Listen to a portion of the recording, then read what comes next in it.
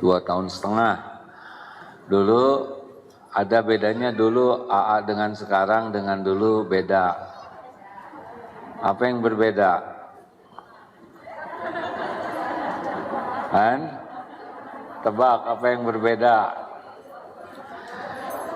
Suatu saat Dr. Asep di medsos ceramah tentang kiat sehat lansia. Lalu AA tanya begini, dok, lansia itu startnya mulai berapa? Mulai umur 60. Nah itulah bedanya. Saya sudah lansia sekarang ya. Bismillahirrahmanirrahim. Assalamualaikum warahmatullahi wabarakatuh. Alhamdulillahi rabbil alamin. Alhamdulillahilladzi anzala sakinah fi qulubil mu'minin liyazdadu imanan ma'a imanihim. Allahumma salli wa sallim wa barik ala Muhammadin wa ala alihi wa ashabihi ajma'in. Alhamdulillah ya Allah, wahai yang maha menatap, berkahi majlis ini. Engkaulah yang mengumpulkan kami, Engkau pula yang kuasa membulak-balik hati kami. Ya Allah, diri kami sepenuhnya ada dalam genggaman-Mu. Ampuni seluruh dosa kami ya Allah. Hapuskan sekelam apapun masa lalu kami. Jadikan pertemuan ini penguat keyakinan kami kepadamu ya Allah. Menjadi penguat amal soleh kami di jalan-Mu. Ya Allah, luruskan niat kami. Bimbing kami dengan ilmu yang manfaat. Mudahkan kami memahami. Mudahkan kami mengamalkan dengan ikhlas dan istiqomah. Wahai Allah yang maha baik, lindungi majelis ini dari niat yang salah, dari ilmu yang salah, dari amal yang tidak Engkau terima. Taqabbal minna ya karim, innaka antas sami'ul alim. Amin ya rabbal alamin. Alhamdulillah. Terima kasih Bapak Ibu yang baik. Kajian kita yang terakhir 223 kalau tidak salah, kan? Masih ingat? Sudah hilang bukunya ya?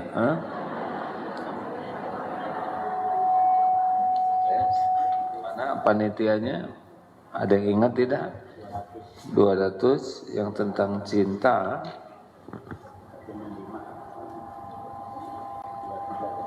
Dua tiga tiga. Sebentar.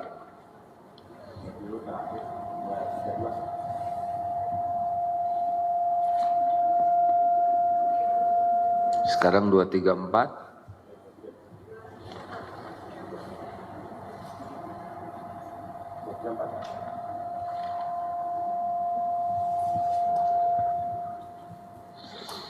Atau terlalu tinggi, kita agak lebih sederhanakan aja pertemuan kali ini ya.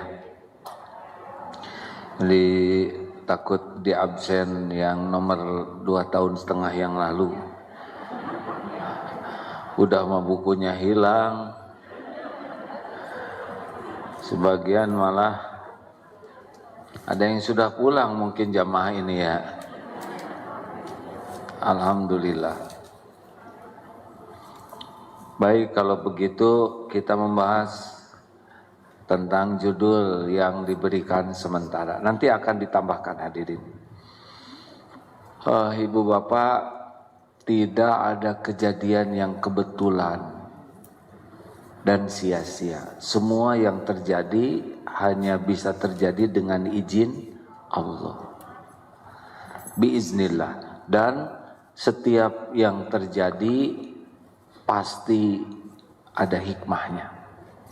Dan setiap yang terjadi pasti membawa kebaikan kalau disikapi dengan tepat. Jadi hidup ini adalah ujian. Hidup ini setiap waktu adalah ujian. Baik kesenangan, kesusahan, dua-duanya ujian. Ujian mana yang lebih berat? Dipuji atau dicaci? Tolong dijawab hadirin, jangan bikin emosi ya. Ujian mana yang lebih berat, dipuji atau dicaci? Dipuji atau dicaci? Dua-duanya berat, tapi ada yang lebih berat. Dipuji atau dicaci? Dipuji lebih berat. Betul? Nah, ibu, bapak sukanya dipuji atau dicaci? Jadi memang kita ini sukanya ujian yang berat. Coba mana yang lebih berat itu, ujian itu adalah yang lebih membuat kita mudah lupa kepada Allah. Itu yang namanya berat. Contoh, naik pesawat. Lancar, nyaman. Jarang yang zikir. Nonton video, tidur, ngobrol, dengar musik. Tapi kalau diberikan goncangan, semua zikir. Ya Allah. Jadi yang mana yang lebih berat ujian, kelapangan atau kesempitan? Kelapangan. Kita ingin kelapangan, harus siap. Nah, yang lulus itu adalah yang bisa bersyukur. Kalau diberi kesempitan, yang lulus adalah yang bisa bersabar. Inilah yang kita bahas. Di mana bahagia? Ada yang menganggap bahagia itu punya sesuatu yang mewah. Kita lihat ya, di YouTuber itu suka banyak beli barang-barang mewah. Saya sarankan Bapak Ibu nggak usah ingin, ya, karena nggak akan kebeli, ya. Kalaupun kebeli stres, makin mahal, makin mewah, kalau tidak hati-hati makin nyiksa. Karena hati kita akan lengket. Nah, lengketnya hati dengan sesuatu selain Allah, itulah penderitaan. Ada yang menganggap punya jabatan, pangkat, bisa bahagia. Maaf ya, punten sekali banyak teman-teman yang diamanahi Allah pangkat jabatan, yang suka komunikasi. Itu maaf ya, para pejabat yang komunikasi itu jarang cerita bahagia, Pak. Pusing gitu. Baru juga ada yang 2 minggu diangkat. Aduh, tahu begini mas, saya nggak nyangka, nggak pengen. Ada yang menganggap populer bahagia. Apakah dengan populer bahagia? Oh tidak. Ada yang menganggap dengan banyaknya follower, subscriber bahagia? Tidak. Namanya diperbudak konten, ya. Semua jadi konten, anak nyengir konten, istri tidur konten, bahkan ibadah juga jadi konten. Tuhannya bisa pindah tuh dari Allah ke followers.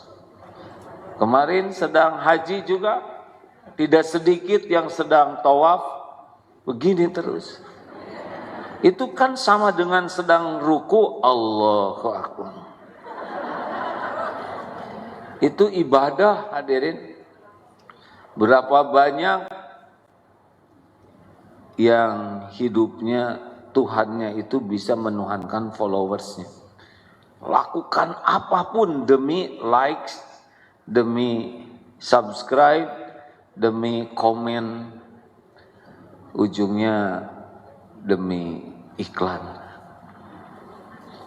Ada juga yang menganggap cakep itu bahagia. Enggak juga. Yang senang cakep, kelihatan cakep, itu tiap ada kerutan, begitu. Yang ingin langsing terus, lihat kiloan tuh horor. Naik sekilo. Di mana bahagia? Di harta, di pangkat, jabatan, popularitas, penampilan? Tidak. Kita simak surat An-Nahl ayat 97. Inilah yang bakal membuat kita bahagia, sederhana sekali. Bahagia itu ternyata ada pada amal soleh, bukan pada dunia berikut isinya. Ini simak. Man amila soleh. Ya. A'udzu billahi minasy syaithanir rajim. Jauhkan ya. Man 'amila salihan min dzakarin aw unsa من عمل صالحا من ذكر أو أنثى وهو مؤمن فلنحيينه حياة طيبة ولنجزينهم أجرهم بأحسن ما كانوا يعملون.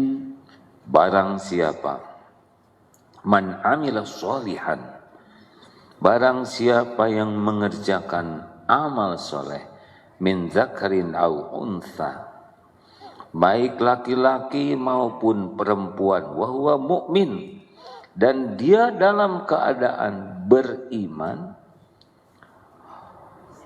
falanuhiyannahu hayatan thayyibah. Nah, ini kuncinya nih. Maka sesungguhnya pasti kami berikan kepadanya hayatan thayyibah, kehidupan yang baik. Dan sesungguhnya akan kami berikan balasan kepada mereka dengan pahala yang lebih baik daripada apa yang mereka kerjakan di akhirat kelak. Jadi di dunia bahagia itu ternyata Allah berikan kepada orang yang suka sekali, semangat sekali dengan amal soleh, dan dia beriman. Jadi Bapak Ibu, dunia berikut isinya ini tidak bisa membuat kita bahagia yang asli, kecuali menjemput dunia jadi amal soleh. Ketika sudah punya dunia jadi amal soleh. Ini menarik.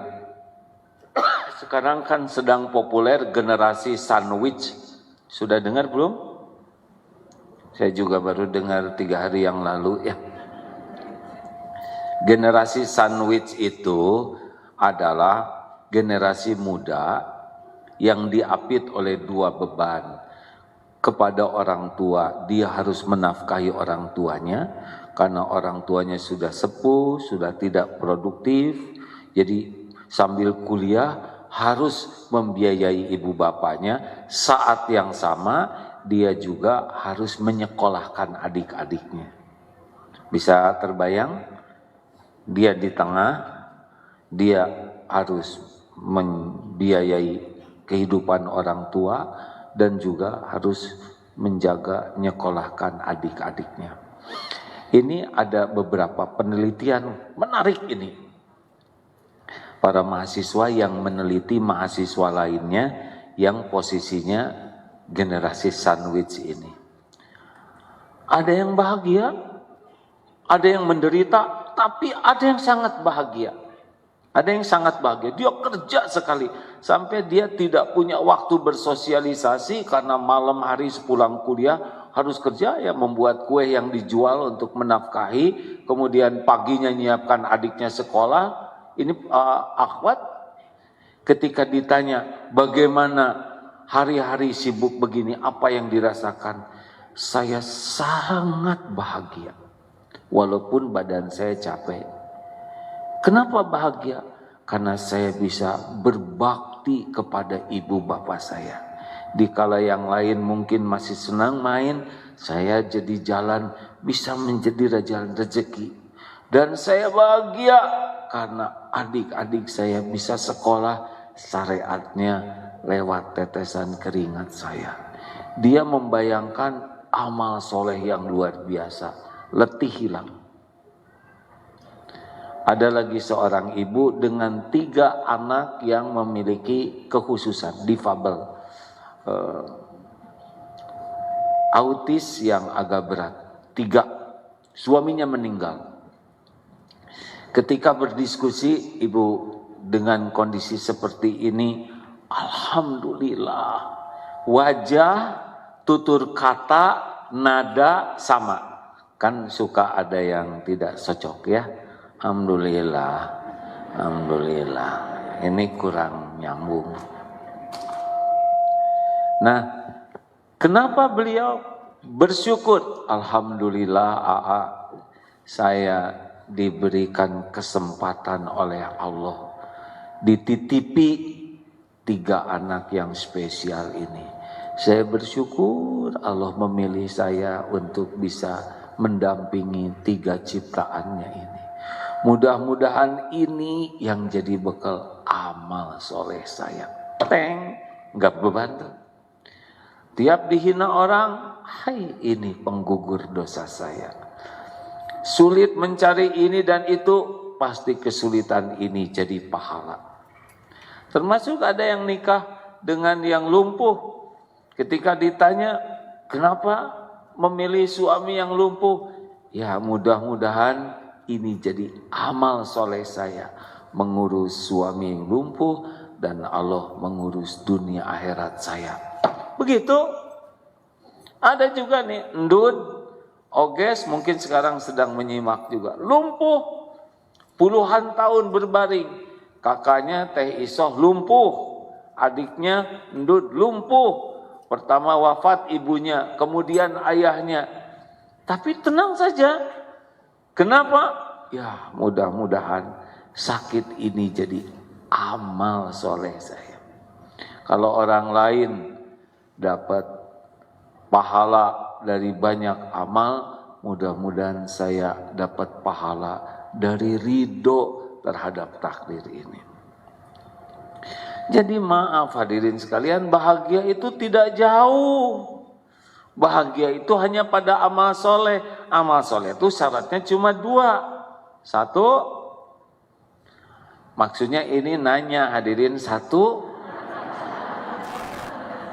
Kalau 1, 2. 1 apa? Ini emang jangkung begini ya? Kaki saya jadi ngatung, ini harus jadi amal soleh. Gini nggak kena, gini jengke. Nggak apa-apa perkara kecil, nggak apa-apa udah rezekinya begini. Gini nggak apa-apa, nggak kurang sopan ya. Udah, tidak rumit urusan ya. Yang rumit mah yang sekarang sedang heboh ya. Lanjut. Jadi fokus kita tuh 2 saja kalau ingin bahagia, minimal ya. 1, meluruskan niat, karena syarat amal soleh itu niatnya ikhlas lillahi ta'ala. Yang kedua caranya benar. Innallaha la yanzuru ila suwarikum wa amwalikum walakin yanzuru ila qulubikum wa a'malikum. Sesungguhnya Allah tidak lihat casing, tidak lihat harta, rupa, tapi Allah melihat hati dan amal. Jadi kalau kita kurang bahagia, pasti itu hatinya kurang ikhlas dan amalnya kurang benar.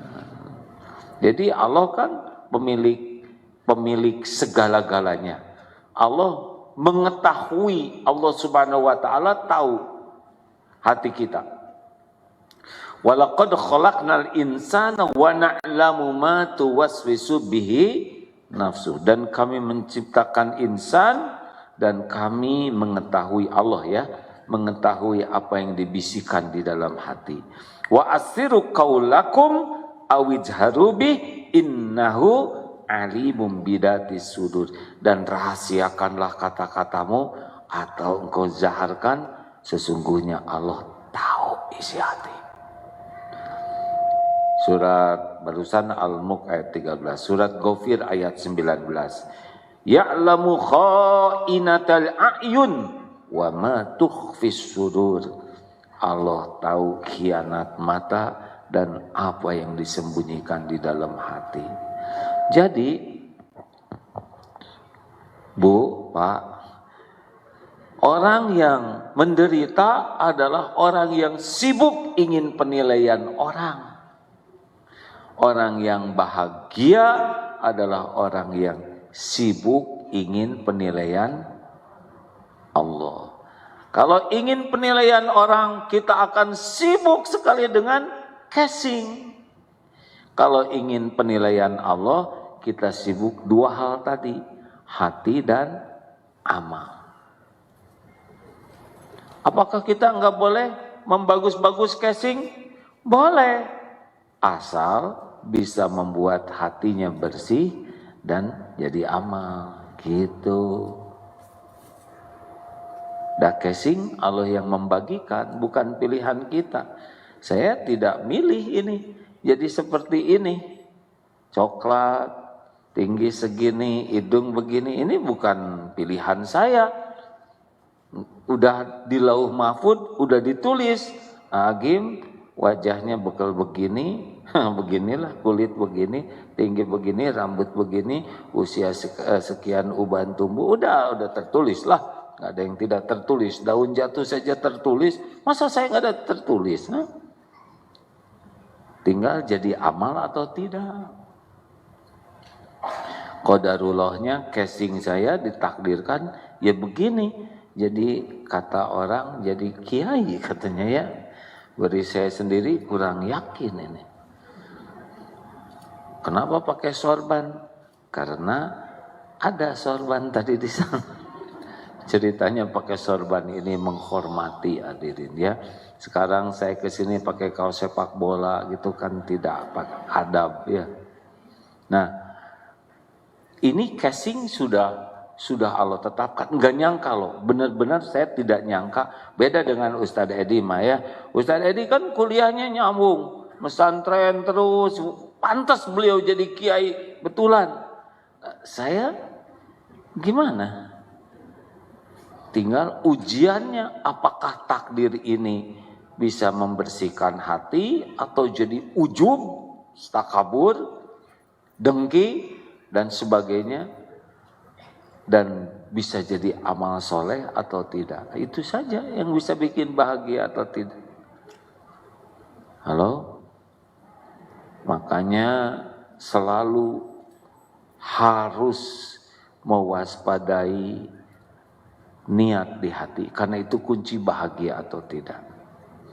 Ini tes yang sudah pernah dites 3 tahun yang lalu ya. Bu, jawab ya. Saya sebetulnya tidak boleh berharap ya, tapi kalau nanya nggak dijawab teh gimana? Jangan langsung solehah ya, harus yang asli dulu ya. Ibu masak untuk suami, misal, Pak ini saya masakan kesukaan Bapak. Sudah sengaja saya siapkan dari jam 4, ditata dengan terbaik. Terus suami bicara begini, aduh Bu terima kasih tapi saya udah janji sama teman-teman sepedahan. Mau makan roti sama-sama, gak apa-apa ya Bu. Jujur. Bagaimana perasaan ibu? Kecewa, apalagi kesel, lalu yang asli jangan yang solehah ya, yang asli dulu kan. Marah, sedih, kecewa, jengkel, marah, sedih, kapok ya, nggak akan dimasakin lagi. Bahagia enggak perasaan seperti tadi? Jawab. Padahal ibu udah berbuat baik, kenapa tidak bahagia? Hah? Karena ibu tidak diniatkan jadi amal soleh. Saya dari tadi udah jelasin teh. Tes pertama aja gagal. Kan kenapa enggak bahagia? Karena kita enggak diniatkan jadi amal soleh. Maaf ya, barusan kan jelas sekali ya. Sederhana, masak nggak dimakan, kecewa, jengkel, kapok, gak mau makan apa, mau ditanya segala macam. Kenapa ini berbuat baik tapi akhirnya jadi nggak bahagia? Karena ibu lebih mengharapkan pengakuan, penghargaan dari suami daripada mengharapkan diterima Allah sebagai amal soleh. Jadi harusnya bagaimana? Bu, maaf ya, saya udah keburu janji. Masya Allah Pak, janji harus ditepati. Silahkan, jangan risau, ini masak saya tiap hari, tapi janji ke teman itu luar biasa. Bapak pergi, ibu gak kecewa? Gak apa. Karena Allah udah melihat saya bangun dari jam 4, Allah udah tahu saya masak, Allah menyaksikan semua ini untuk membahagiakan suami. Tapi kalau Allah ingin menambah amal pahala saya, maka Bapak tidak memakannya, saya tambah satu lagi pahalanya, ridho kepada takdir. Gak apa-apa, Bapak bisa memenuhi janji, saya ikut bahagia. Masya Allah ibu teh bercahaya gini, gitu. Ngerti tidak hadirin? Pengen tidak seperti itu? Pengen apa? Pengen gak dimakan? Perkaranya sederhana, cuma gak dimakan, betul tidak? Hari-hari juga dimakan, betul?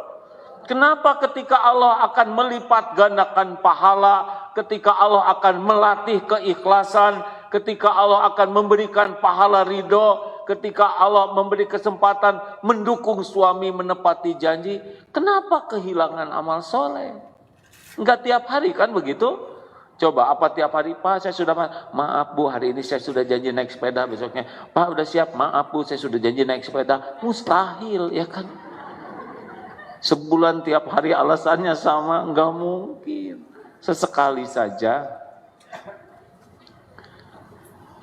Halo? Mikir, waduh, bener juga ya, kenapa nggak saya makan aja? Ya makan aja. Tidak usah dongkol, terlalu kecil, terlalu remeh untuk membuat kita dongkol, jengkel, dan hari-hari kita tidak nyaman. Betul? Hayatan thayyibah itu yang bagaimana? Kaya raya atau segala ada, perkara kekayaan sudah beres pembagiannya. Hadirin, ini nggak usah ngebanding-banding ya. Seibu sebapak aja beda-beda rezekinya. Ibu sama, bapak sama, anak 5, hakul yakin beda-beda. Apalagi semajelis taklim, nggak usah ngebanding-banding. Ada yang biasa-biasa jelebet ujuk-ujuk kaya, ya enggak? Ada yang bapak ibunya kaya jeletut jadi miskin, ada. Itu mah semua ladang amal. Dengar ya, jangan pernah kagum kepada dunia, karena dunia milik Allah sepenuhnya. Allah titipkan giliran, kadang diberi, kadang ditahan, kadang diambil. Nah, orang yang hayatan thayyibah itu adalah orang yang diberi kemampuan oleh Allah menyikapi berbagai episode. Ketika mencarinya, oleh Allah dibimbing niat dan caranya benar. Ketika mendapatkan sesuatu, oleh Allah diberi rasa syukur. Ini sebetulnya yang lebih bagus daripada rezekinya itu adalah syukur. Yang paling bagus waktu kerja itu adalah berkah, niat dan caranya benar. Nanti ketika dikasih dia syukur, alhamdulillah. Berapapun Allah memberi, dia diberi syukur, itu adalah kebahagiaan. Karena ada yang diberi tapi tidak punya syukur, nggak bahagia. Ini ada handphone. Handphone apa ini? Ini handphone 11. Nah, sekarang udah keluar yang 13. Itu. Ini ada mobil, Bu, produk terbaru. Oh, warnanya apa? Ini pink begini. Jengkel aja. Oh, serius, Bu? Orang yang tidak punya rasa syukur mau diberi dunia berikut isinya, dia nggak akan pernah bahagia. Karena bahagia itu bukan pada pemberian dunianya, bahagia itu pada syukurnya. Jelas hadirin sekalian? Kenapa? Ada yang diceritakan dulu. Masih ingat tidak? Cerita yang dulu? Cerita yang mana? Diingat-ingat. Ibu ingat kan? Ceritakan.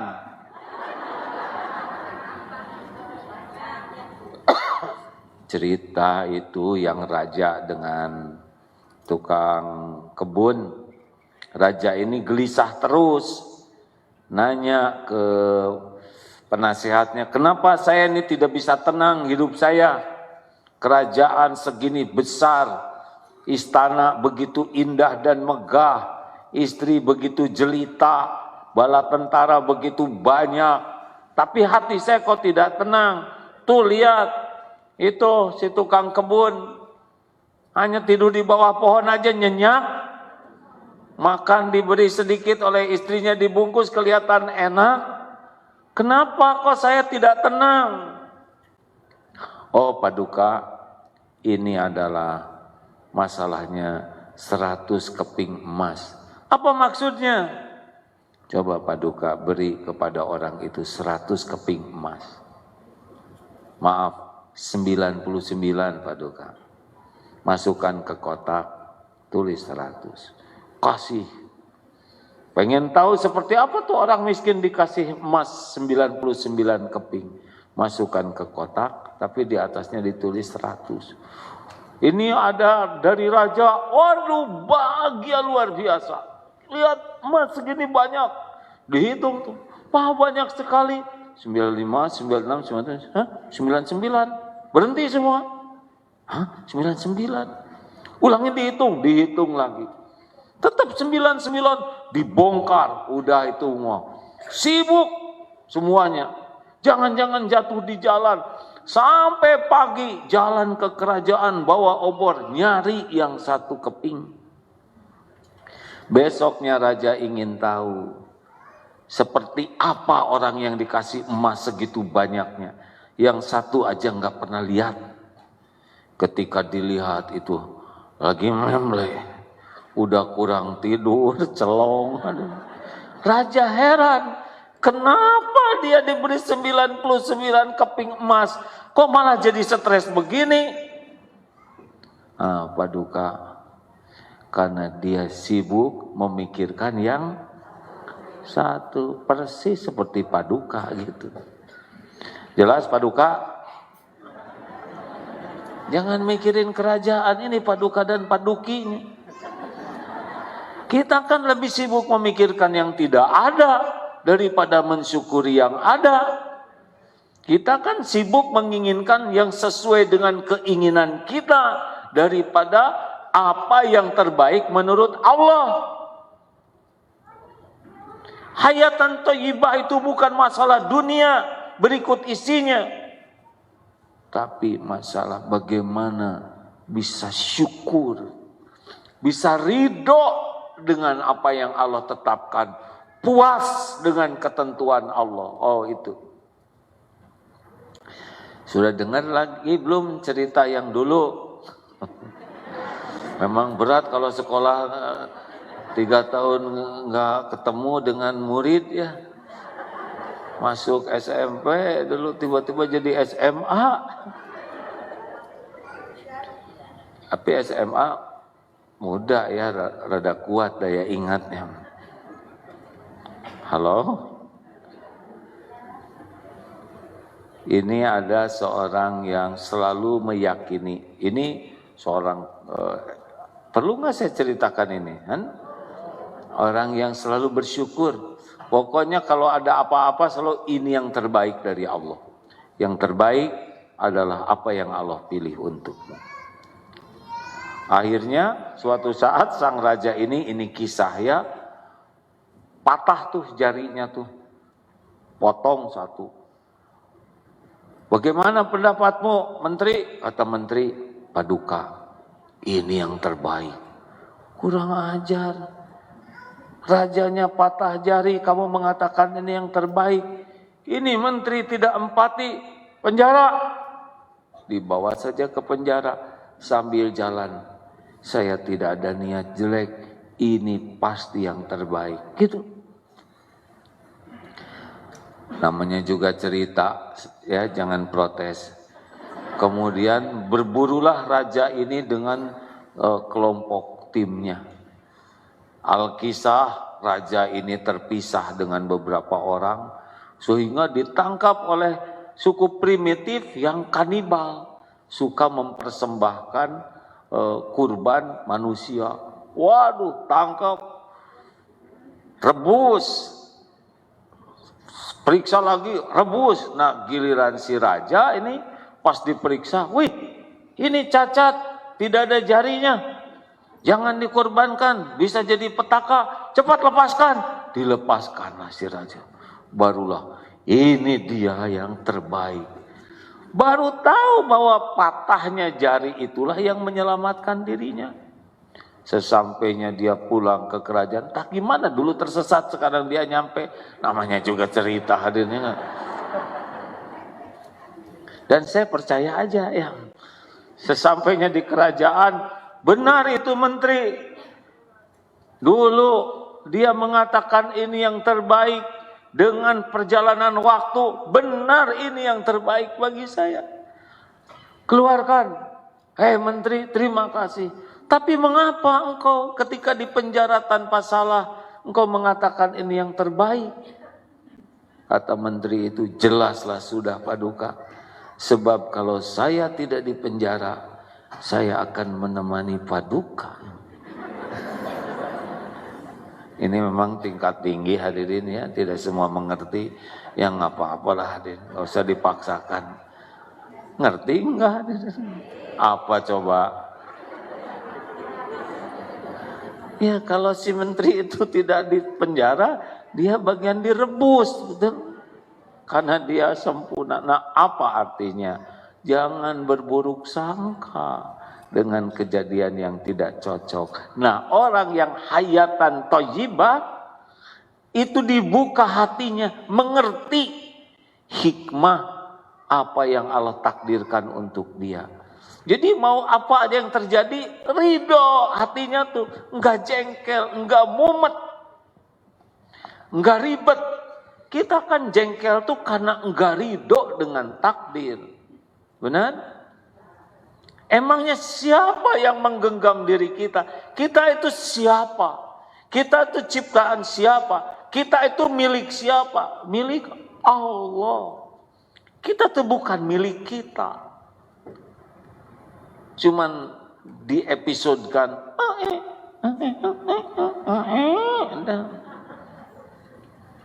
Beberapa tahun yang lalu ini masih lucu-lucu ya kan?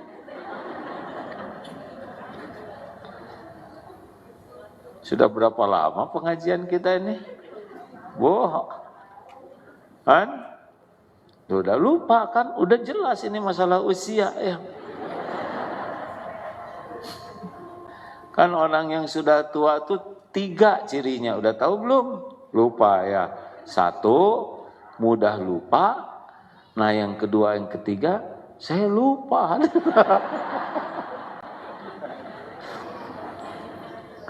Lanjut.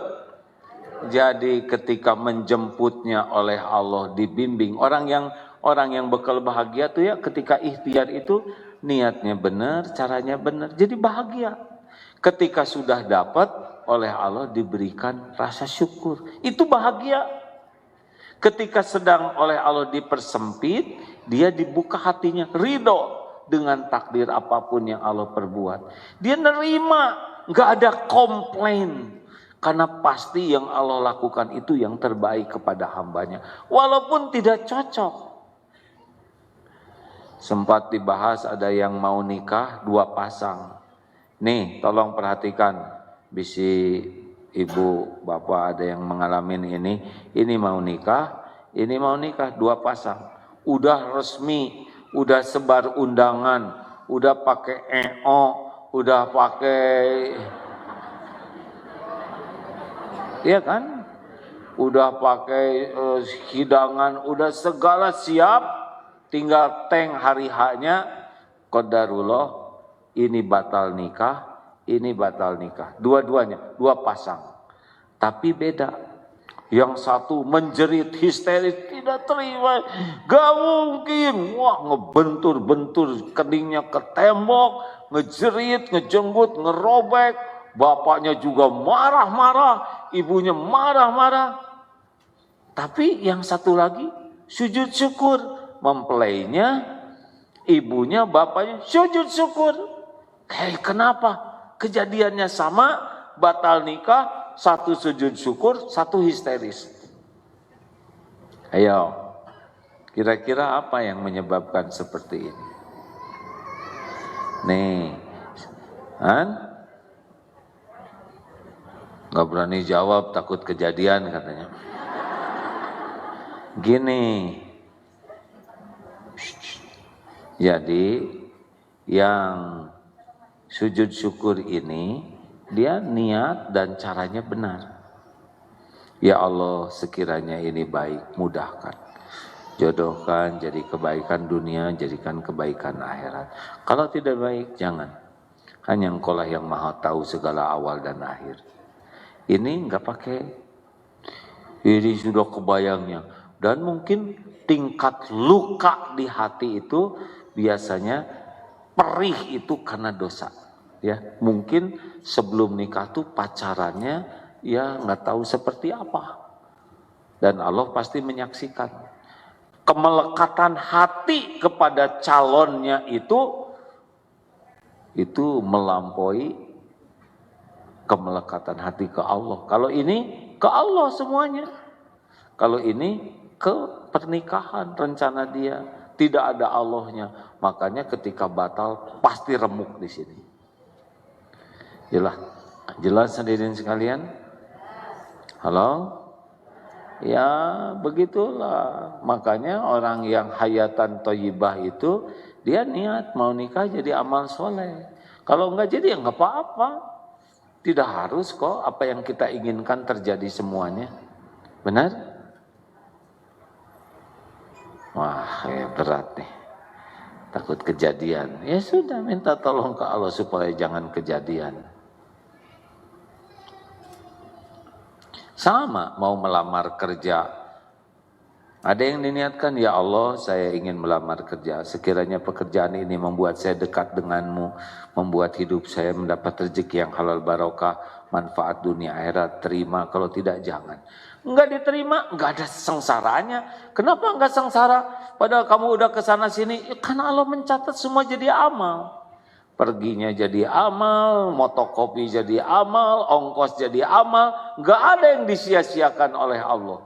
Kenapa? Karena dia niatnya jadi amal soleh. Nah yang remuk redam itu yang memang bersandarnya bukan ke Allah. Seakan-akan ini pekerjaan terbaik. Enggak. Baik menurut kita belum tentu baik menurut Allah Subhanahu wa taala. Jelaskah hadirin? Jadi orang-orang yang hayatan thayyibah ketika nanti diuji, dia ridho. Ketika diambil, dia ridho dan dia bersabar. Mengalir saja. Pasti hidup ini ada ujian-ujiannya. Jalanin saja. Dan enggak dijalanin juga pasti terjadi. Pasti dijalanin, ya kan? Nah orang-orang yang hayatan thayyibah ingin apapun jadi amal.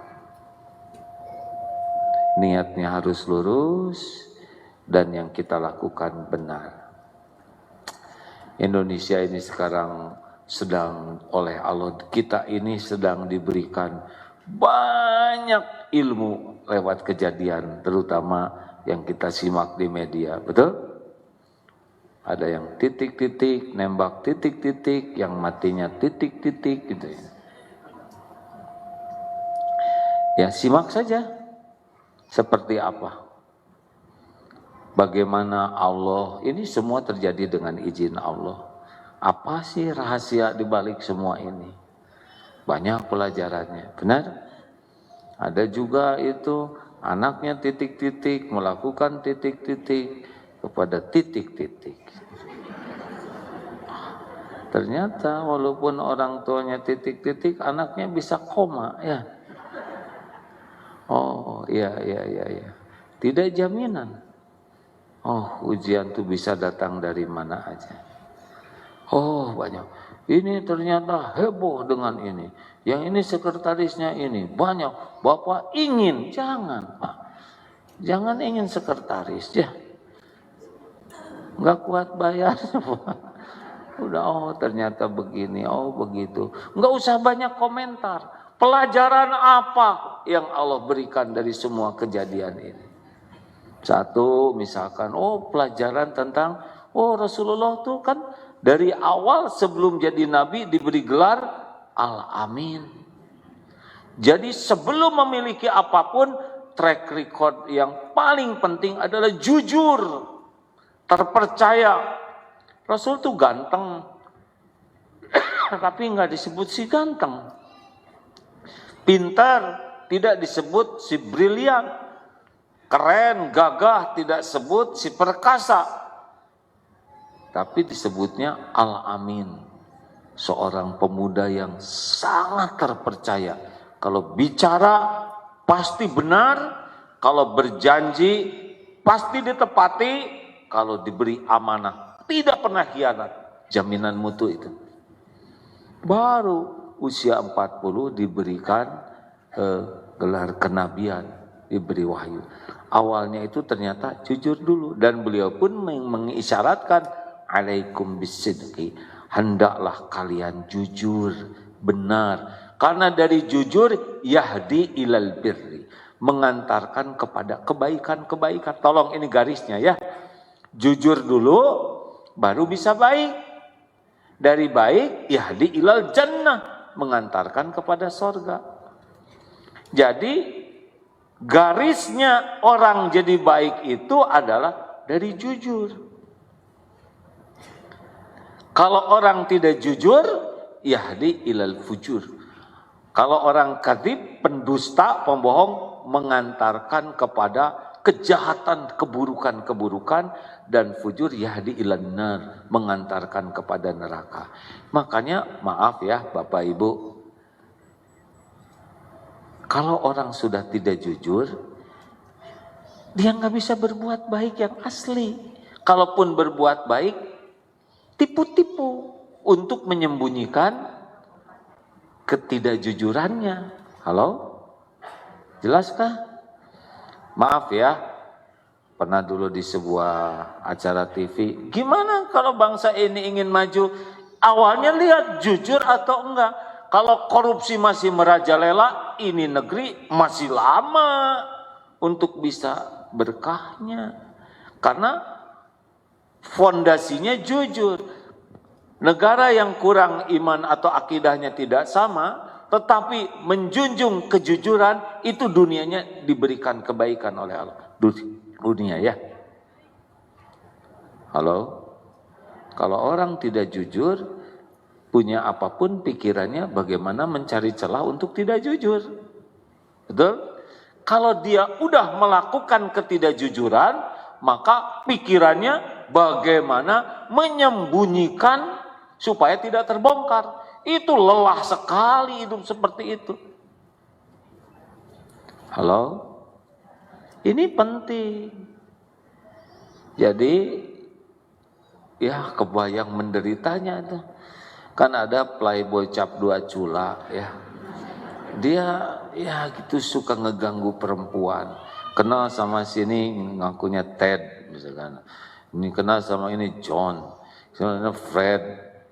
Tapi kan dia lupa itu. Aduh pas ketemu, aduh dulu yang mana ini. Jadi prod. Kamu bisa membohongi seseorang ya, sepanjang hidupmu, bisa. Kamu juga bisa membohongi semua orang dalam satu waktu, bisa kan? Tapi kamu tidak akan pernah bisa membohongi semua orang sepanjang waktu. Tidak bisa. Kalau Allah mau ngebuka, pasti kebuka. Ya. Aduh. Ya, saya melihat Allah sekarang sedang menunjukkan banyak hal yang membuat kita bisa evaluasi diri, membuat kita bisa memperbaiki diri. Nah, jadi kalau lihat berita-berita tuh jangan hanya heboh, baca, didiskusikan, diobrolkan. Tapi apa nih yang Allah inginkan adanya kejadian ini? Ada misalkan itu anaknya titik-titik melakukan itu, jadi kita mikir anak kita nih. Bukan anak kita, anak masing-masing ya.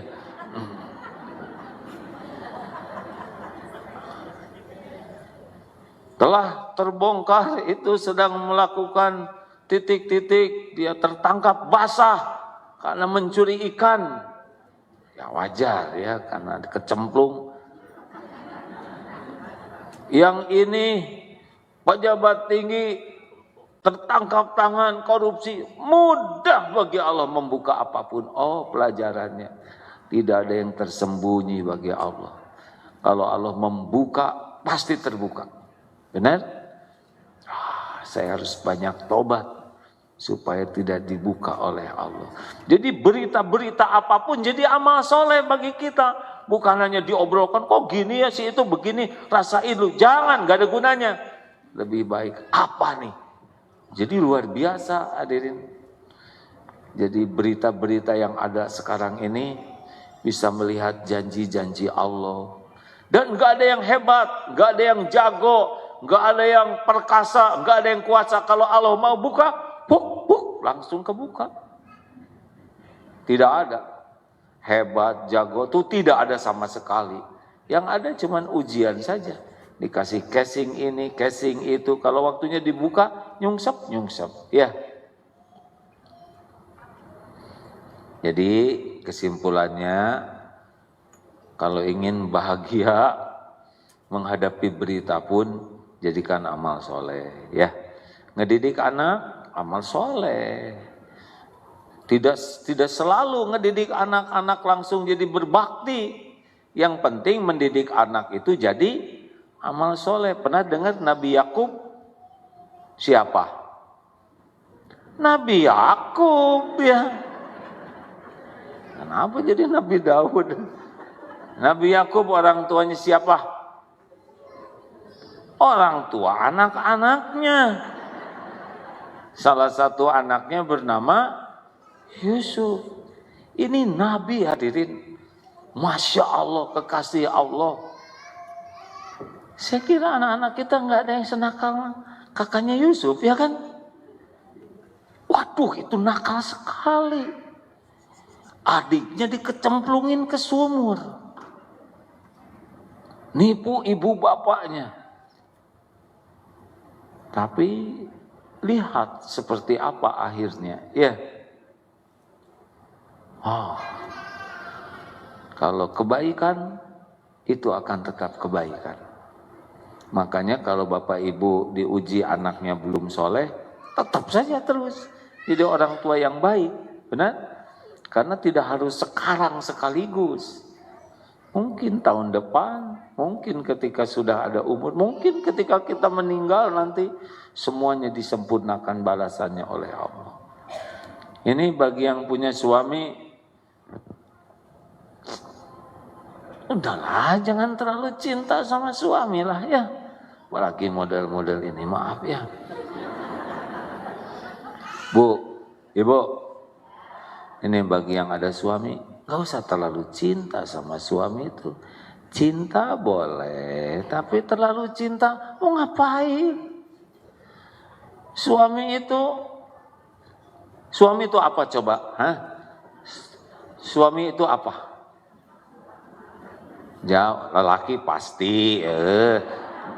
Suami itu sebagai apa coba Bu? Hah? Amanah? Boleh, apalagi suami itu sebagai, ini yang sudah lama nikah coba ingin tahu ya. Suami itu sebagai apa buat ibu kan? Kepala rumah tangga. Hah? Teman apa? Pendamping hidup, makhluk hidup, ya. Oh, sumber anak-anak. Apa, Bu? Sumber bermanja. Sumber duit belanja.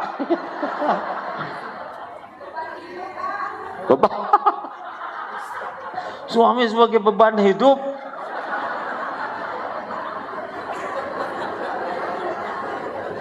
Makanya nggak bahagia. Ibu mau bahagia? Lihat suami tuh. Cuma satu, suami adalah ladang amal soleh. Titik. Aduh, terlalu keras. Ladang amal soleh. Cuman itu bisa bahagia. Ibu ngarap-ngarap, suami saya tuh ingin suami saya tuh penuh kasih sayang. Dia menatap saya tuh penuh dengan getaran jiwa. Nyiksa diri. Makin ingin dipuji suami, makin ingin disayangi suami, makin ingin diperlakukan spesial oleh suami, ibu makin menderita. Sok aja cobain. Sok, ibu dandan. Terus nanya ke suami, Mas, gimana penampilan saya? Biasa aja, juletot. Ini serius. Para suami, nggak usah ngedidik istri supaya mencintai. Biasa aja, berikan yang terbaik. Ladang amal, dah itu aja. Suami itu sebagai apa? Ladang amal. Kelebihan suami saya syukuri, jadi amal soleh buat saya. Kekurangan kesalahan suami, saya bersabar, saya bantu perbaiki, semampu saya doakan. Ladang amal, udah. Rezeki ibu mah udah dari Allah, suami mah cuman sebagian aja lewat. Bu, ada yang suaminya udah meninggal belum? Nggak usah nyebut banyak. Itu nyari kawan. Yang suaminya sudah meninggal di atas 10 tahun ada nggak? Ya ibu sudah, maaf ya Bu, maaf, sudah berapa lama Bu? 17 tahun suami ibu sudah berpulang. Ibu sudah punya suami lagi belum? Masya Allah. Waduh, istiqomah pengen ketemu di surga. Kenapa Bapak yang salaman, Pak?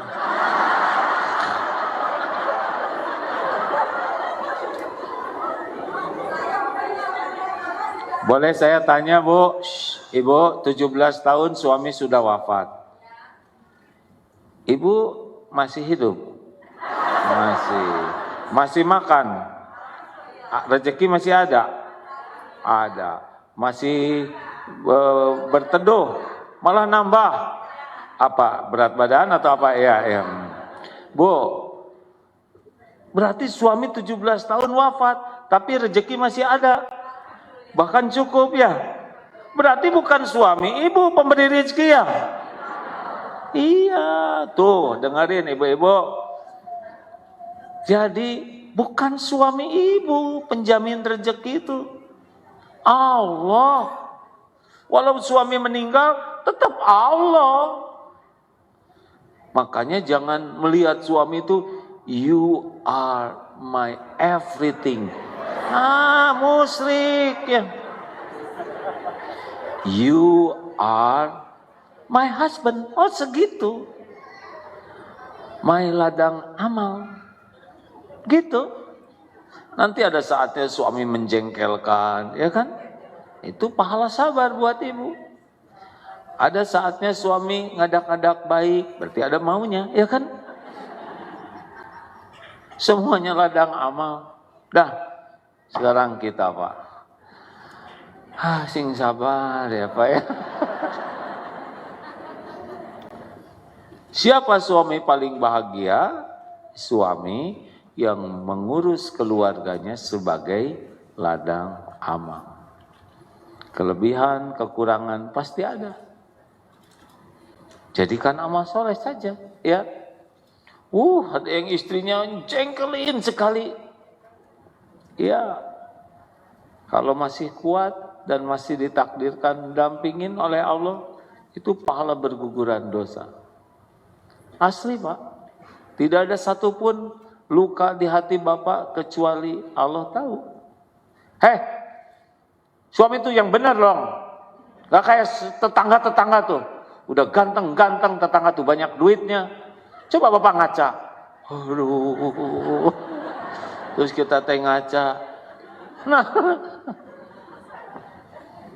gak usah banyak dijawab. Ingat tuh lagi berguguran dosa. Ya, kan ada seorang suami yang sabar sekali. Istrinya tuh galak. Bu, kalau ibu kayak gini mah lebih baik pisah. Ngomong pisah digampar kamu. Enggak berani. Ya udah tuh izinkan saya cari juga yang ngomong tinggi. Akhirnya kata temannya tuh, kok Bapak sabar sekali? Ya karena saya udah tahu ilmu sekarang. Kalau saya tidak salah dan istrinya terus begitu, berarti dosa saya akan berguguran. Dan pahala istri bisa dikasihkan ke saya. Dosa saya diangkut, pahala diberi. Berarti insya Allah saya berpeluang masuk surga. Di surga bidadari ya. Nggak apa-apa lah di dunia yang ini aja. Yang penting jadi sarana saya dapat bidadari. Pasti bukan dia, karena gitu. Ini juga tidak baik hadirin ya kan. Kalau gitu memanfaatkan, tetap aja ingin kebaikan. Nah, sama ngurus anak adalah ladang amal. Dagang itu amal soleh. Dagang itu bukan perkara uang dan barang. Dagang itu perkara jadi amal soleh. Berapa ini harganya? Ini 80.000. 50.000 ya Pak? Nah ini modalnya 70.000. 50.000 aja. Kenapa? Anak saya pengen. Saya cuma punya uang 50.000. Ambil Bu. Tapi Bapak rugi. Gak ada ruginya. Karena saya niat dagang juga jadi amal. Rezeki mah udah ada yang ngatur. Tapi jadi amal atau tidak, itulah tugas saya. Ambil. Tambah satu lagi Bu. Gak apa-apa. Allah mah liatin. Enak ya? Enggak ribet. Makanya tolong ini Bapak Ibu, di rumah tuh jangan suka ribet tentang duniawi. Pak, udah perkara piring, kursi, TV, dibuat gampang urusan dunia tuh ya. Jangan bikin sedih, jangan bikin marah-marah, jangan bikin jengkel. Urusan dunia jadikan amal soleh saja. Pak, maaf Pak, sepatu Bapak nggak ada, hilang sebelah. Ya udah nggak apa-apa. Lain kali lebih hati-hati nyuci sepatu, dijemurnya jangan di sembarangan ya, sepatunya kering tapi dipakai orang. Ya udah nggak apa-apa. Sederhana. Ibu nyetrika, bibi tolong setrikaan kerudung. Pas dilihat kenapa bolongnya ada 2? Maaf Bu, tadi saya kelamaan nyetrika. Ya udah nggak apa-apa lah. Perkara kecil ya, lain kali lebih hati-hati. Cuman kerudung, betul tidak? Masa cuman kain membuat kita berdosa? Harus jadi ladang amal dong. Mana ada bibi yang mau ngelubangin tiap kerudung? Udah nggak tiap hari kerudung berlubang ya kan? Dari 5 tahun kerja cuman 2 yang berlubang. Keasinan, Bapak makan terlalu asin, terus duniawi, makan asin itu enak apa? Iya, ladang amal. Ngejaga perasaan istri amal soleh, betul? Niatkan jadi amal semuanya. Enak hadirin. Belanja juga. Berapa ini? Udah tambahin aja. Lihat tukang parkir kan sekarang tap-tapan terus ya. Kasihan tukang parkir nggak ada tambahan. Berapa gajinya? Sedikit. Kalau ada rezeki ini buat nambah-nambah amal soleh. Kasih. Bahagia tuh hanya dengan beramal soleh hadirin. Ingin dibahagiakan, nggak bisa bahagia. Bahagia itu membahagiakan orang lain dengan ikhlas. Jelas? Udah mau apalagi hidup ini, kita lagi nunggu mati. Mau apa? Mau sengsara? Dunia mah gini-gini aja, nggak ada yang aneh. Dipuji, dicaci, ada, tiada, lapang, sempit, diangkat, diturunkan, gampang, susah. Ya gini-gini aja, nggak ada yang aneh. Kan udah lansia sekarang. Jadi udah rada tahu. Ya gini-gini aja, nggak ada yang aneh. Yang aneh itu satu, kita kok nggak ngerti-ngerti. Biasa aja, ada tetangga yang sebel ke kita. Ya Nabi juga ada yang sebel ke Nabi. Masa kita yang nyebelin asli nggak ada yang sebel ya kan? Kita nggak bisa maksa setiap orang jadi suka ke kita, betul tidak? Nggak bisa maksa setiap orang jadi hormat ke kita. Kita aja yang hormat ke orang. Kita aja yang senang berbagi. Tapi tetangga itu pelit. Bukan tetangga pelit. Kita yang pengen dikirim. Kita yang ngirim ya. Halo? Mau bahagia? Udah jadi amal soleh nih. Ini kan pakai lift ya. Pas mau masuk, ini penuh pisan. Ibu tunggu dulu, ibu teh agak gede belakangan. Ibu teh sabar, amal soleh. Monggo, semangat. Memberikan kemudahan itu amalan yang disukai Allah. Mengalah untuk orang lain itu amalan. Aduh, enak. Kebayang gak sih? Masalahnya bukan buat dibayang-bayangkan aja. Dilatih, dipraktekkan. Ya.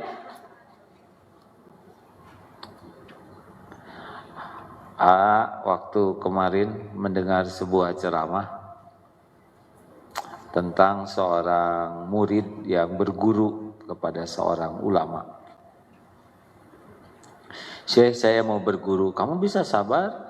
Saya akan melakukan apa yang saya perintahkan. Saya biasa riado begini, nggak apa-apa.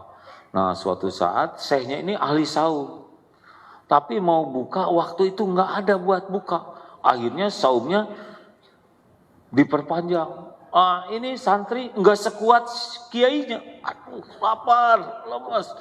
Sampai akhirnya dia kemana? Nah dia keluarlah dari masjid ke tetangga, naik ke atap.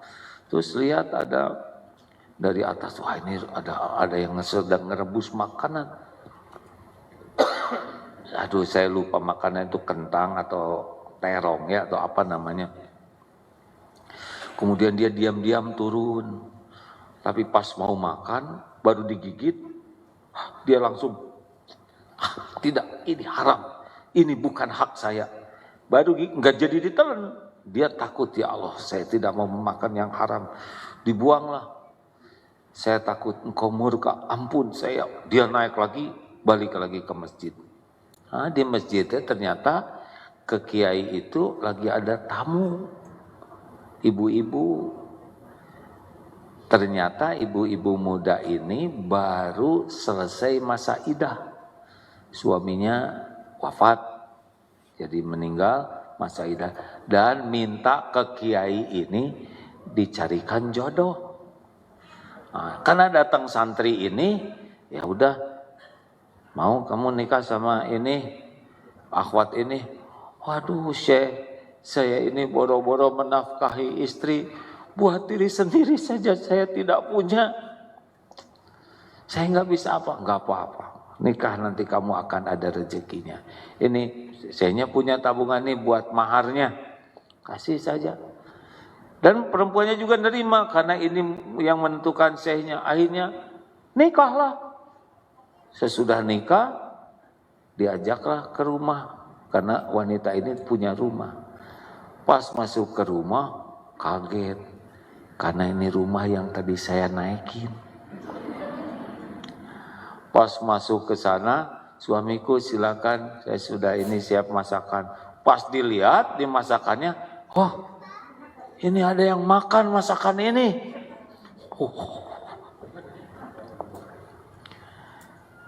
Padahal dia yang ngambil tadi. Apa yang dikatakan?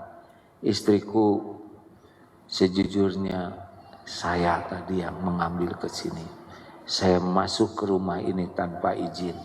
Kemudian saya makan.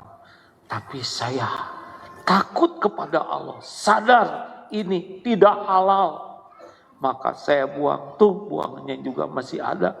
Saya lempar ini sisanya. Apa kata istrinya? Tahu apa kata istrinya?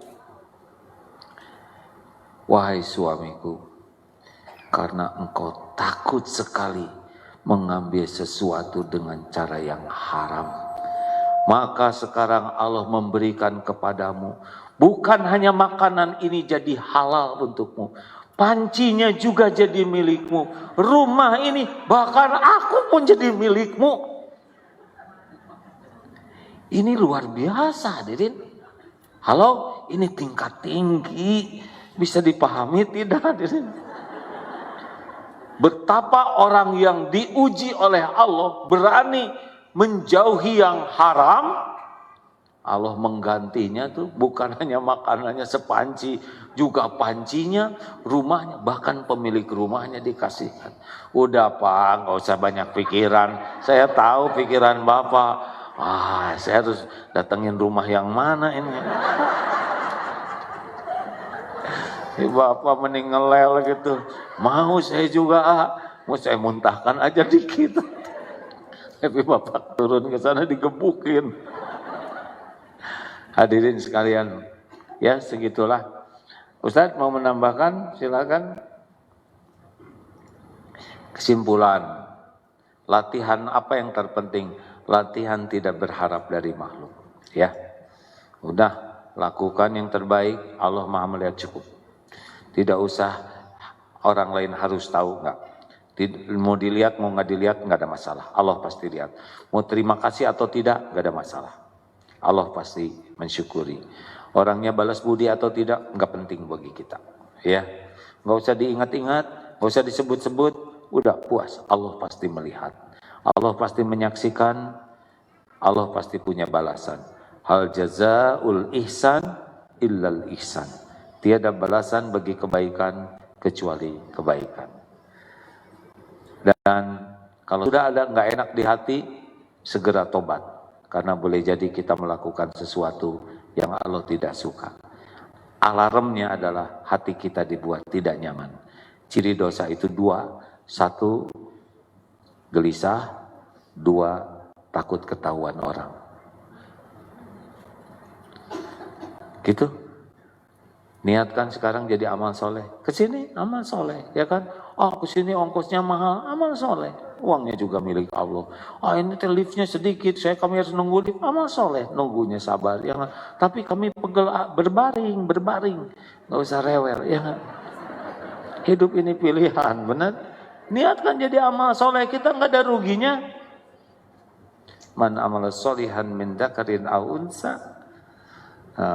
Barang siapa yang beramal soleh baik laki-laki maupun perempuan dan dia beriman, wa huwa mu'min, falanuhyiyannahu hayatan thayyibah. Ada pertanyaan, silakan. Baik, dipersilakan bagi jamaah yang akan mengajukan pertanyaan. Enak tidak, hadirin? Kalau saya mah senang sekali dengan ayat ini, ya. Jadi simple hidup ini, hanya buat amal soleh we. Udah nggak usah ngarap-ngarap apa-apa dari makhluk, termasuk WA, nggak dibalas walaupun contreng biru 2, biarin. Dunia baik. Assalamualaikum Agim. Waalaikumsalam. Siapa ini? Saya Ibu Kartini dari Depok. Yang tadi bukan? Betul, yang 17 tahun ditinggal. Iya. Alhamdulillah. Alhamdulillah. Agim, saya mau tanya. Ibu Ya. dari Depok, tahu dari mana acara ini? Teman sepengajian saya, teman sekolah juga yang ada di kanan kiri saya. Apa katanya? Ya, memang sekian lama katanya teman saya. Udah lama absen dari Agim. Alhamdulillah waktu yang tepat dikasih sama Allah waktu luang, diringankan langkah sampai ke sini. Silaturahim sama majelis semuanya ya. Agim, saya mau tanya langsung Agim. Iya Bu. Yang berkaitan dengan ini masalah sepeninggal almarhum. Katanya kalau orang yang sudah ditinggal sama suaminya, ditinggal mati ya, kalau kita nggak nikah lagi insya Allah akan ketemu di surganya Allah. Satu. Keduanya, kalau kita sering hadir ke majelis taklim, banyak teman-teman yang soleh dan soleha. Insya Allah nanti dipertemukan juga di surganya Allah. Katanya Bu Haji, Bu Guru saya, nanti kita saling menolong, mencari. Ada di antara teman kita nih yang gak ada di surga, dicari dengan teman-teman kita. Apa kita nanti di neraka atau gimana, gak dulu.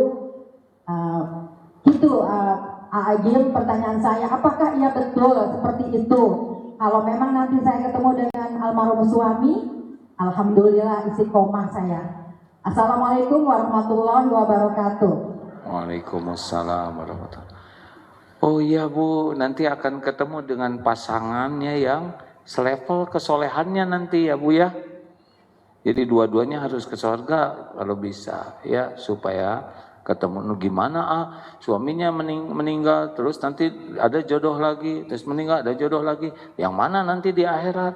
Apa tiga-tiganya? Kan ada yang episode, kan jodoh itu Bu rahasia Allah Bu. Wa min ayatihi, di antara ciri-ciri tanda-tanda kebesarannya, an khalaqalakum min anfusikum azwajan litaskunu ilaiha. Jadi perjodohan itu memang rahasia Allah sekali itu. Nah, yang paling penting adalah jadi amal soleh aja apapun keadaannya. Ya, Ibu mah sekarang pikirkannya bagaimana Ibu sing solehah, punya hati bersih ya, kemudian bersikap berusaha selalu jadi amal kebaikan, doakan kebaikan untuk suami yang sudah wafat itu ya.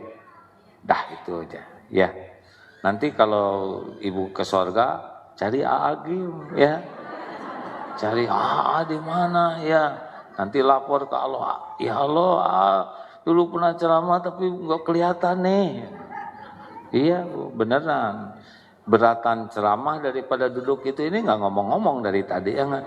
Saya ngomong terus ini. Bisa kata-katanya benar, niatnya belum tentu benar. Ingin kelihatan soleh, ingin kelihatan pintar, ingin kelihatan banyak. Jadi bicara begini tuh, walaupun perkataannya benar, belum tentu niatnya benar. Ada juga belum tentu dia sendiri mengamalkan ya. Berat bicara gini. Makanya mau udahan ya, cepetan, ada lagi pertanyaannya, jangan yang susah ya. Silakan. Tapi alhamdulillah perdana segini banyaknya ini termasuk banyak karena masjidnya besar ya. Kalau di musola udah nggak muat ini ya Bu. Assalamualaikum warahmatullahi wabarakatuh. Waalaikumsalam.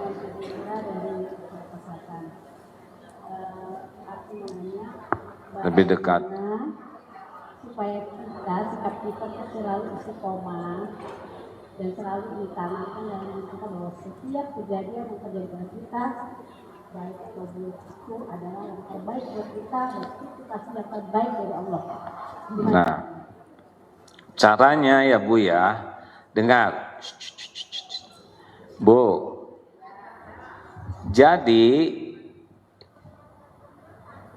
Jadi kita ini bahagia, menjadi mulia atau selamat itu sangat berbanding lurus dengan tingkat keyakinan kepada Allah. Al-mu'minul qawi khairun wa ahabbu ilallah minal mu'mini dhaif. Mukmin yang kuat keyakinannya, lebih baik dan lebih dicintai Allah daripada mukmin yang lemah. Wa fi kulli khairun, dan pada keduanya juga ada kebaikan. Jadi kita sering ingin meningkatkan aset, meningkatkan penghasilan, meningkatkan, padahal yang harus kita pikir bagaimana meningkatkan yakin ke Allah. Karena kalau udah yakin itu enak Bu, enak sekali, enggak stres ya. Lihat dunia ini biasa aja, enggak ada kagum-kagumnya. Walaupun kita dikasih, biasa aja, ini milik Allah. Ya seperti lihat semua ini semua kan ciptaan Allah, milik Allah, dibagikan sesukanya oleh Allah. Lihat tuh siapa yang kemarin ada pengusaha sangat konglomerat kaya sekali tuh ya, meninggal, nggak dibawa apa-apa, benar? Nggak dibawa sama sekali. Oh, jadi kita tidak meremehkan tapi tidak kagum kepada dunia. Lihat yang berpangkat ini jadiin biasa saja, nggak ada kagum-kagumnya dengan pangkat jabatan karena ya cuman manusia yang oleh Allah ditakdirkan. Kamu sekarang jadi ini, kamu diuji jadi jenderal, kamu diuji jadi menteri, kamu dalam waktu yang sebentar, nanti waktunya diturunkan. Jadi kita biasa saja lihat dunia tuh karena kita melihatnya Allah yang membagikannya. Nah kalau kita nggak yakin ke Allah, kita kagum sama dunia ini. Kalau udah kagum, pengen. Kalau udah pengen, capek. Ya, tenang aja, ya, kerja keras. Kemudian kayak rezeki. Kalau udah yakin ini. Saya diciptakan dengan rezeki saya. Nggak akan kemana-mana. Anak ada rezekinya masing-masing. Tinggal dididik supaya anak kenal siapa yang menciptakannya, siapa yang ngasih rezekinya, ngejemputnya benar caranya. Kalau dikasih bersyukur, kalau ditahan sabar, kalau diambil ridho. Nah, dilatihnya begitu, Bu. Nah, gimana? Maka pupuk iman adalah ilmu. Eta kuncinya. Ilmu apa? Ilmu tentang Allah, asma, nama, dan sifat-sifat Allah. Ini dia. Jadi kalaupun kita belajar sholatnya bagus, teori sholat, tapi kalau Allahnya tidak kita kenal dengan baik, enggak bisa khusyuk. Ikhlas itu karena yakin Allah Maha melihat. Syukur itu karena yakin rezeki itu dari Allah. Nikmat itu dari Allah. Sabar itu karena yakin ujian itu dengan izin Allah dan sudah diukur oleh Allah. Jadi harus belajar tentang ilmu yakin ke Allah. Ya Bu, minta ke Allah. Allahumma inni as'aluka imanan kamilan. Ya Allah, karuniakan iman yang sempurna, wa yaqinan shadiqan, keyakinan yang benar, wa qalban khasyian, hati yang khusyuk, wa lisanan zakiran. Gimana supaya hati bisa yakin? Nih, la yazalul lisanuka rotban min zikrillah. Kurangi ngobrol, berbanyak zikrullah. Saya kok hatinya belum yakin ke Allah, mulut aja dulu sekarang nyebut nama Allah dengan ikhlas. Nanti Allah yang menguatkan keyakinan. Ya, halo, jangan kebanyakan ngobrol. Lebih baik banyak zikrullah. Apalagi mumpung pakai masker, ya. Karena kalau nggak dibuka masker agak ria. Subhanallah, subhanallah, subhanallah. Alhamdulillah. Kalau ditutup masker, rada aman, ya. Terakhir, ada penanya? Itu tadi ada yang ngacung. Ini teh perdana ya sekarang, kajian perdana. Masya Allah, alhamdulillah, Allah yang mengumpulkan.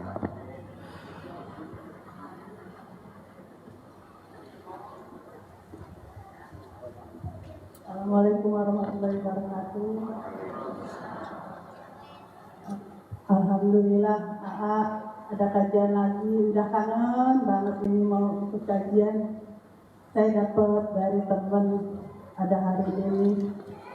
Mungkin ibu yang lain merasakan hal yang sama, udah kangen nunggu kajian ini. Alhamdulillah, kangen mengingat Allah itu luar biasa, ya. Baik Bu, ada yang bisa saya bantu?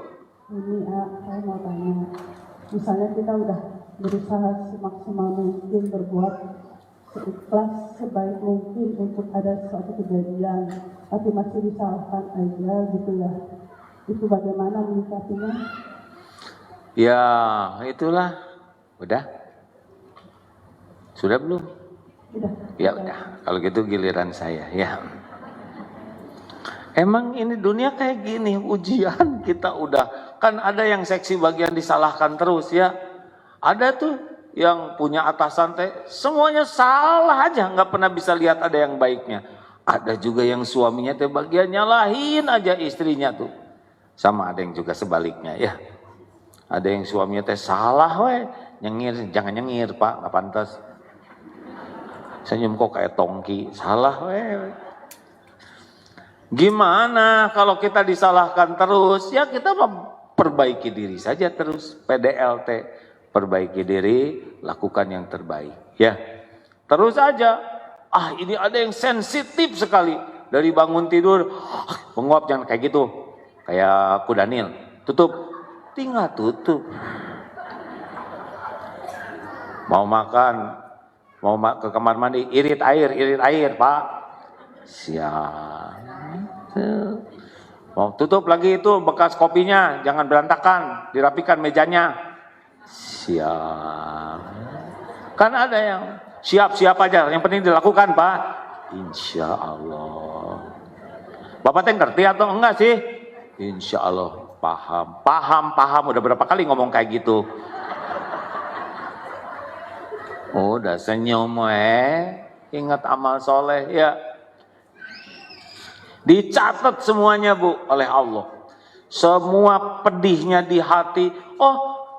Kalau orang soleh itu bukan berarti tidak pedih di hati. Ya, jadi kata-kata itu tetap ngelukain hati kita. Pedih, kemudian sedih, ngilu, perih, tercabik-cabik. Itu normal. Rasulullah juga pedih. Tapi bisa dikendalikan sikapnya. Jadi jangan, kalau udah dekat dengan Allah nggak pedih-pedih. Enggak, sama saja. Ada pedih, cuman segera ingat ke Allah dan segera oleh Allah ditenangkan hatinya. Kan yang jadi masalah tuh delay, lambat kembali ke Allahnya. Jadi kalau disalahkan, harus gimana? Selalu salah. Nggak ada Allahnya kan? Hidup saya tuh semuanya disalahkan. Memang saya tidak ada artinya. Ada, itu persis sekali di sinetron. Kenapa kamu memilih saya? Terus,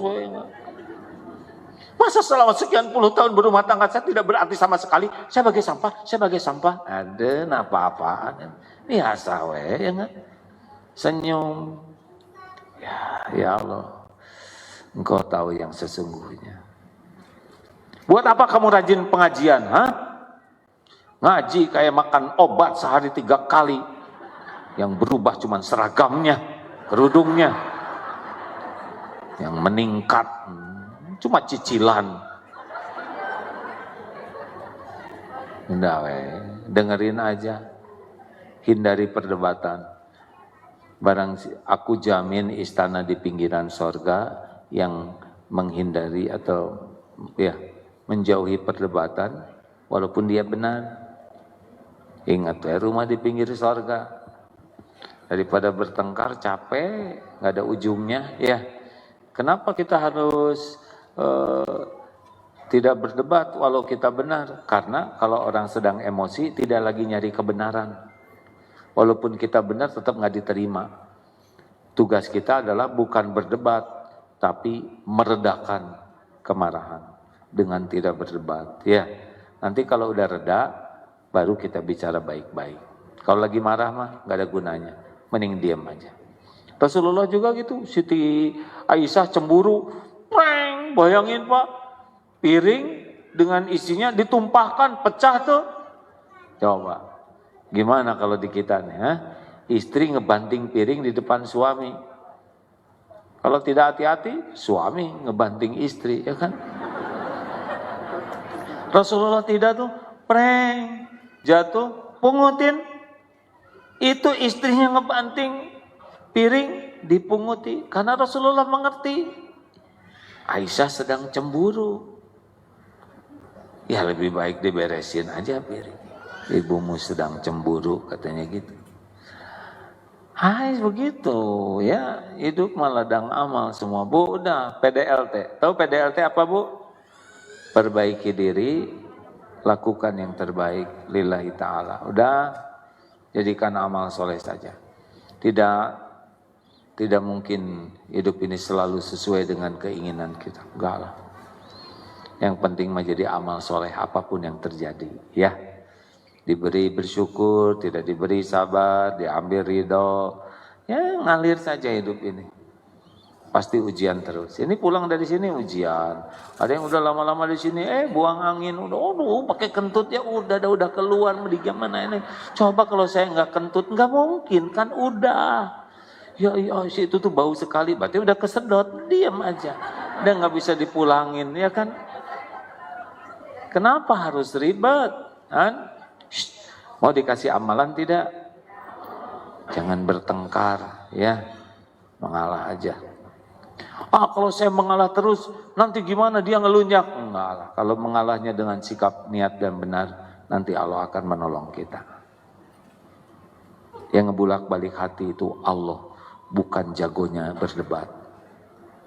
Walau kita ngomong apapun, Allah yang ngebulak balik hati. Kadang dengan diam, sabar, zikir, doa lebih efektif daripada sibuk beradu argumen. Terima kasih Bapak Ibu yang baik. Kapan lagi kita jumpa ya? Kan? 2 Agustus? 2 Agustus? Alhamdulillah. Apa Bu? Kelamaan. Besok berarti yang dekat yang 2 Agustus. Sekarang tanggal berapa? Udahlah, nanti kan ada yang lain yang mengisi di sini. Insya Allah berjarang-jaranglah akan menambah rasa sayang, gitu katanya. Tapi kalau 2 tahun setengah mah rada lama ya nggak? Baik Bapak Ibu yang budiman, terima kasih. Bu Dona makasih, alhamdulillah. Gimana anaknya kemarin? Sudah? Luar biasa.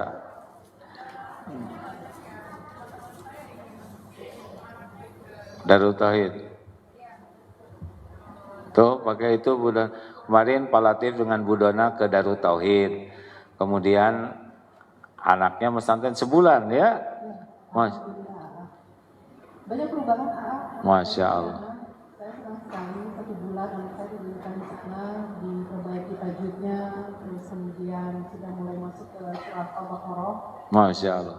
Saya niatkan dan ini masih ada sisa liburan, saya nanti di pagi 10 lembar Quran bahasa Arabnya. Masya Allah. Alhamdulillah. Terima kasih AA. Saya juga nyaman di pesantren modernnya AA ini. Saya juga kagum di sana cottage, ada apa ya? Enak AA itu seperti villa ya di sana ya. Alhamdulillah. Alhamdulillah. Ya, teman-teman saya ini anaknya di sana. Apakah hanya mau menanyakan programnya seperti apa? Nah mungkin nanti bisa dibicarakan. Iya, bagus insya Allah.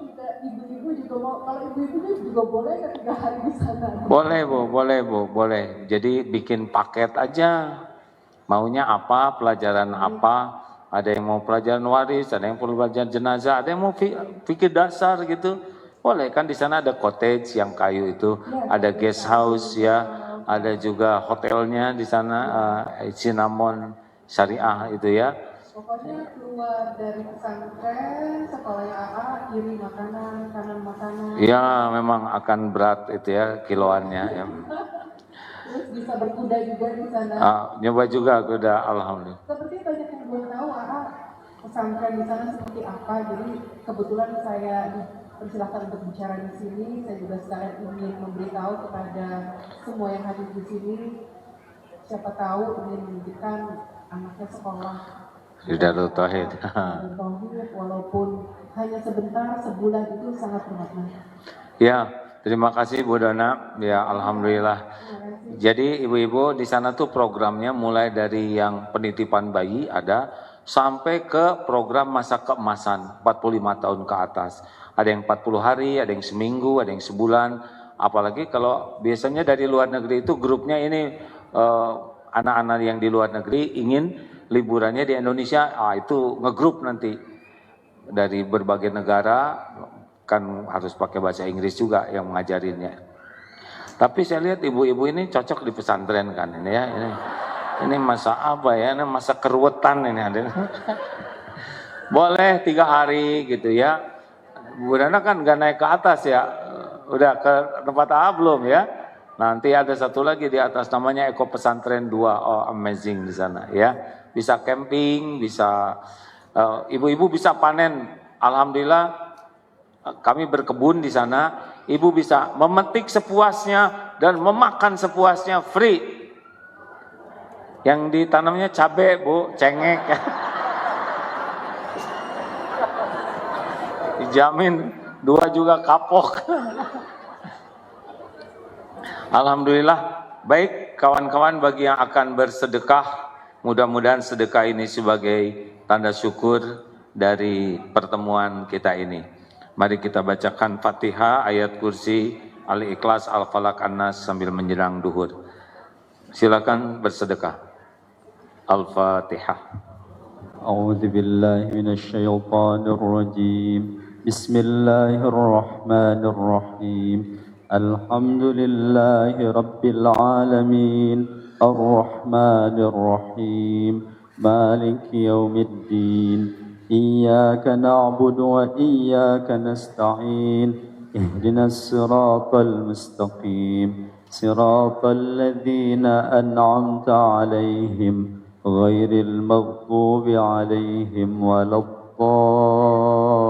الضالين بسم الله الرحمن الرحيم قل هو الله أحد الله الصمد لم يلد ولم يولد ولم يكن له كفوا أحد بسم الله الرحمن الرحيم قل أعوذ برب الفلق من شر ما خلق ومن شر غاسق إذا وقب ومن شر النفاثات في العقد ومن شر حاسد إذا حسد بسم الله الرحمن الرحيم قل أعوذ برب الناس ملك الناس إله الناس من شر الوسواس الخناس الذي يوسوس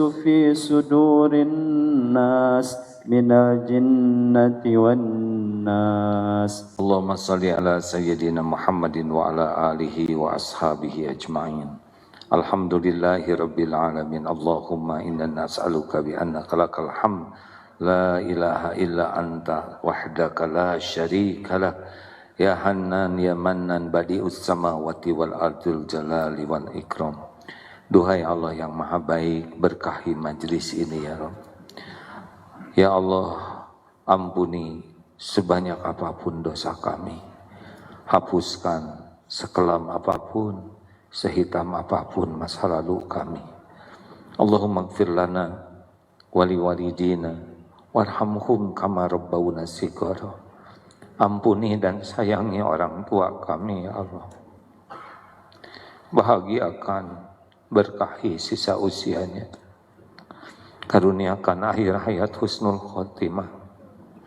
Lapangkan kubur ibu bapak kami. Jadikan ahli surga ya Allah. Ya Rabb, jadikan kami anak yang tahu bakti, tahu balas budi.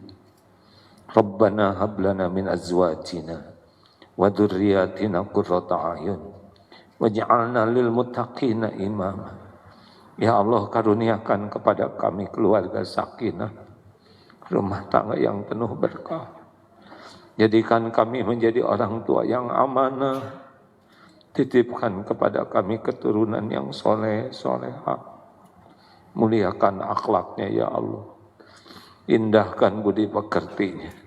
Kuatkan iman anak-anak ya Rabb.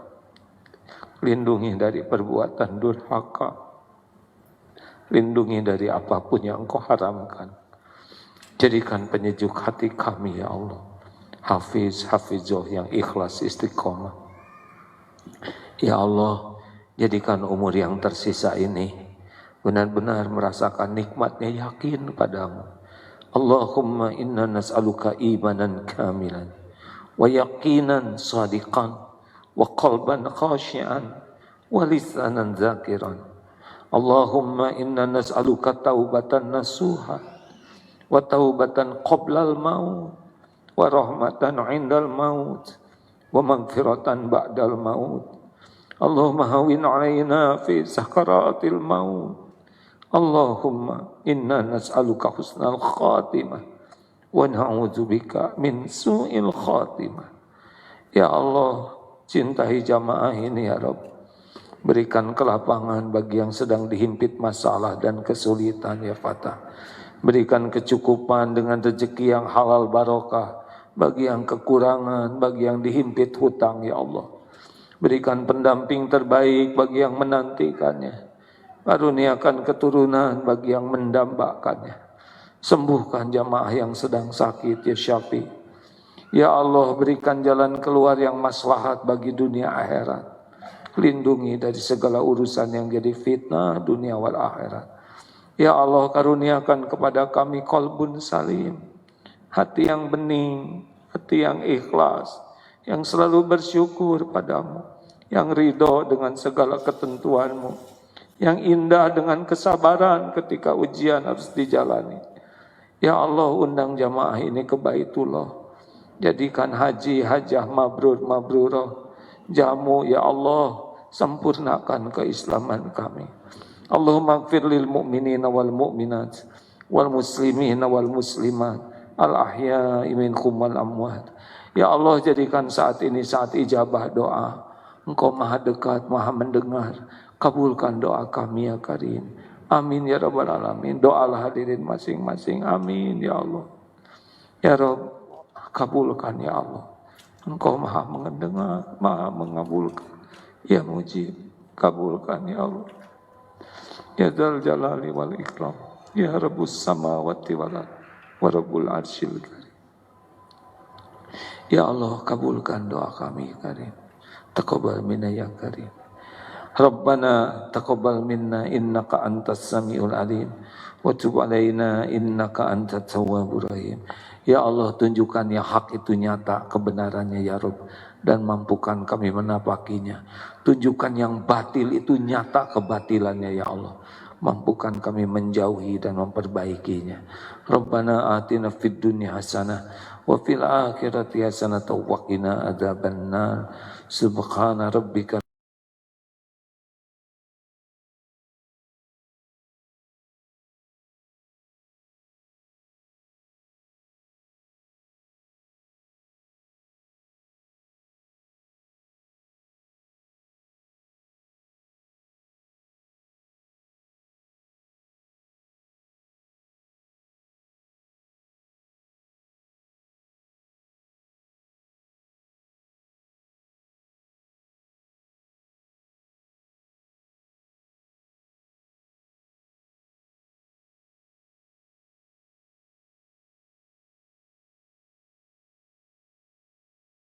Bismillah, Assalamualaikum warahmatullahi wabarakatuh. Sahabat-sahabat, sekarang saya sedang berada di Azkia Islamic School, pesantren Darut Tauhid Serua.